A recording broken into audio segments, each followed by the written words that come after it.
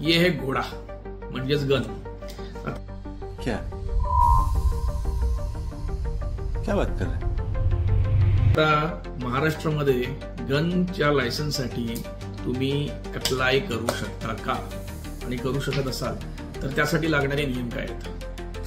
तर मित्रांनो, सगळ्यात महत्त्वाचं, महाराष्ट्रामध्ये तुम्हाला सेल्फ डिफेन्ससाठी लायसन्स हवं असेल, शस्त्र परवाना हवा असेल, तर त्यासाठी काही महत्त्वाच्या गोष्टी आहेत। त्या म्हणजे तुम्हाला तुमचे आयडेंटिटी प्रूफ्स द्यावे लागतात, तुमचे ॲड्रेस प्रूफ द्यावे लागतात, तुमचं फिजिकल सर्टिफिकेट, फिटनेस सर्टिफिकेट द्यावं लागतं।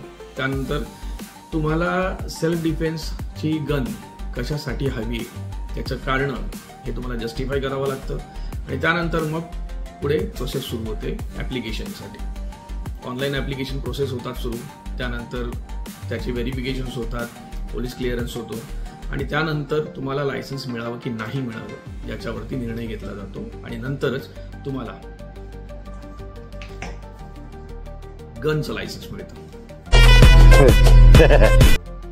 अधिक माहिती हवी असेल तर या नंबरवरती नक्की संपर्क साधा, मी तुम्हाला ॲप्लिकेशन प्रोसेससाठी मदत नक्की करू शकतो।